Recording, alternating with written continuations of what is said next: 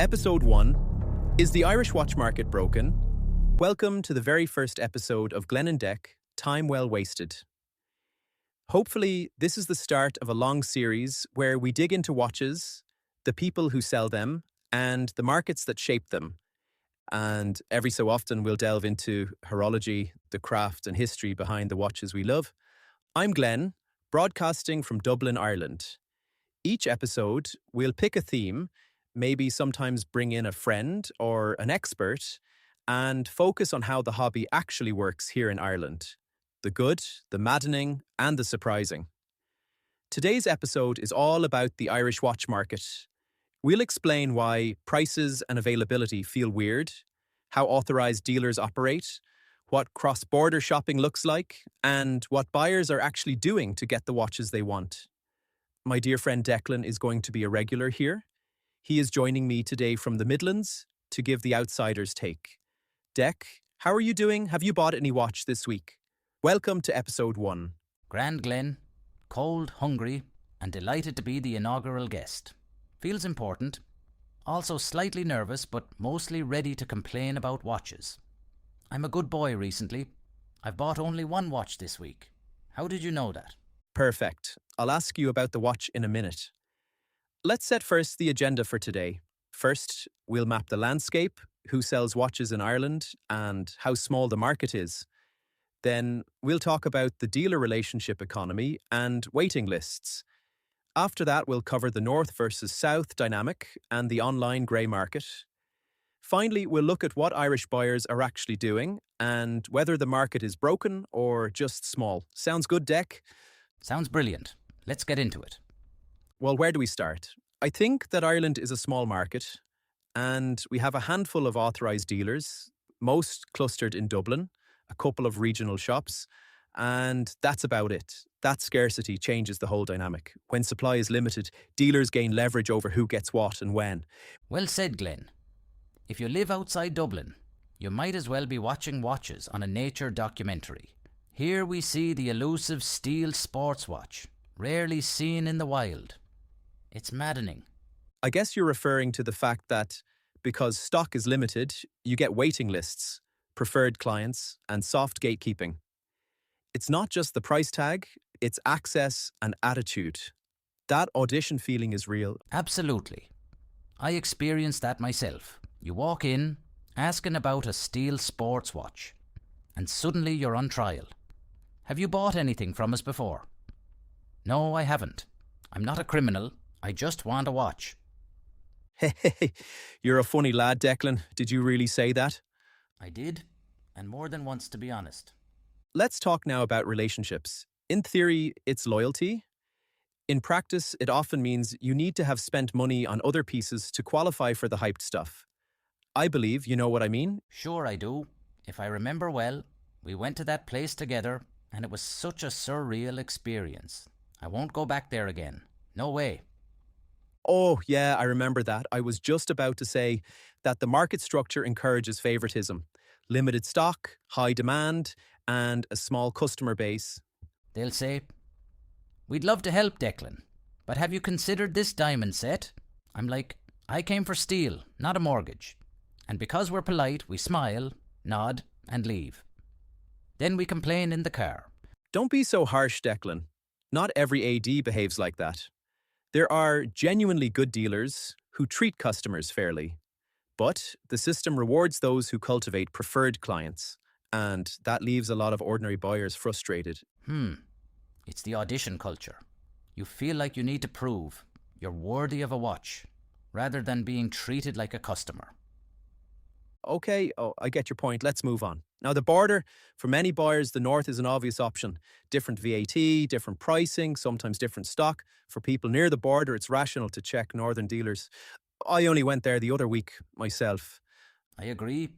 If you're in Louth, Donegal, or Meath, you'd be mad not to at least look. Drive an hour, save hundreds. It's practical and sensible. There are pros and cons. It's not always straightforward.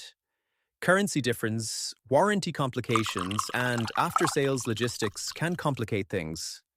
Some buyers prefer the peace of mind of buying locally even if it costs more.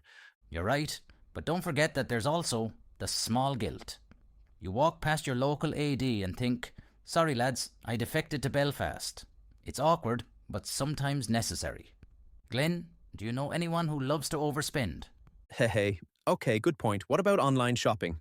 It looks attractive. We have other EU dealers, Chrono24, Japanese sellers, even watch forums. But hey, once you add VAT, import fees, and the risk of returns or disputes, the bargain can evaporate. Buyers have to weigh price against risk. Am I right? Spot on. You see a watch $2,000 cheaper and your brain goes, we can justify this. Then revenue shows up like, how ya sir, we heard you like watches. Suddenly it's not so simple. Jesus, sorry, I just knocked my coffee mug. I'm cleaning it up. Sorry about that, Glenn. Just don't tell anyone. Heh. Declan, you're bringing the full live radio experience. All good. Where were we? Right, price versus risk. So, from my experience, buyers are choosing between three imperfect options. Buy local and pay more, buy north and juggle logistics, or buy abroad and accept risk. Each choice has trade-offs. Trade-offs. That's my sister's favourite saying. Trust me, Glenn, on this one. We still do it because we're a bit mad about watches. The hobby makes you do irrational things. You're not an exception here. Okay, but don't tell my wife about irrational stuff. Hee hee. Here's an uncomfortable truth. In my view, Irish retail prices are often comparable to other European markets, once you account for VAT and local taxes. The problem is perception and relative value. Wages and cost of living make the same price feel heavier here. If I'm paying the same as someone in London, I want the same treatment. Champagne, caviar, a red carpet, a fella in gloves calling me sir. Not like, we'll put you on the list and see how we go.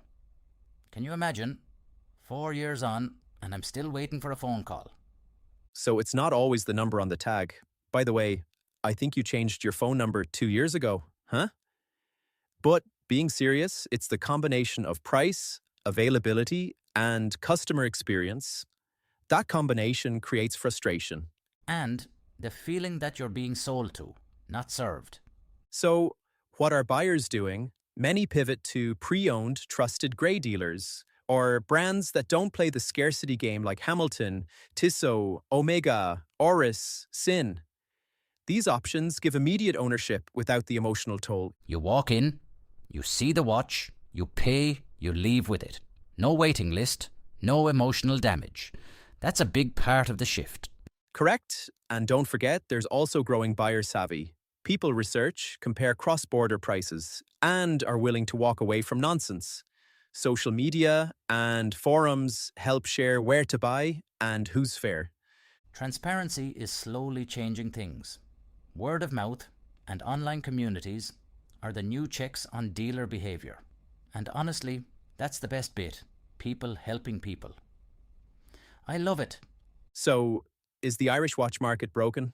My take, not broken, but small and distorted by global hype and local scarcity.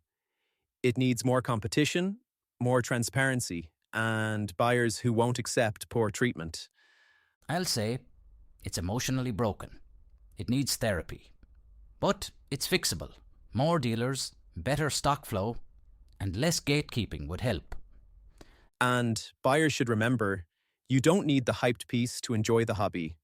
There are great watches you can actually buy and enjoy. Take my word for it. Also, someone open an authorised dealer in the Midlands. I'm not asking for much, please. Okay, Declan, we need to wrap up. That's our first episode.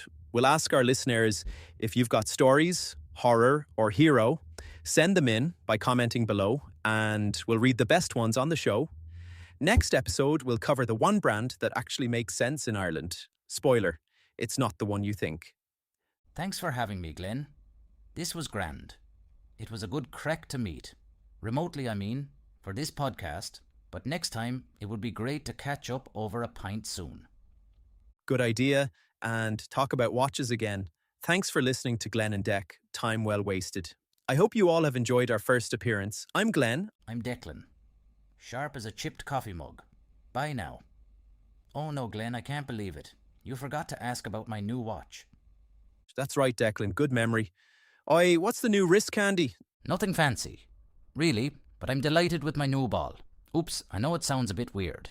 Anyway, it's a ball watch company Trainmaster Eternity with an ice blue dial. Automatic caliber, ball RR1, 102, 5000 Gauss shock resistance. This is a lovely timepiece. I could go on and on, but I think there is still some more coffee spilled on my desk. I'm getting so clumsy. Thanks for sharing this fantastic news. I can also reveal that next week, we will talk a bit more about how it all started, how we met, and why we are both so much into watches. If you find it entertaining, please like and subscribe to Horology Guide and tune in again. See you next week.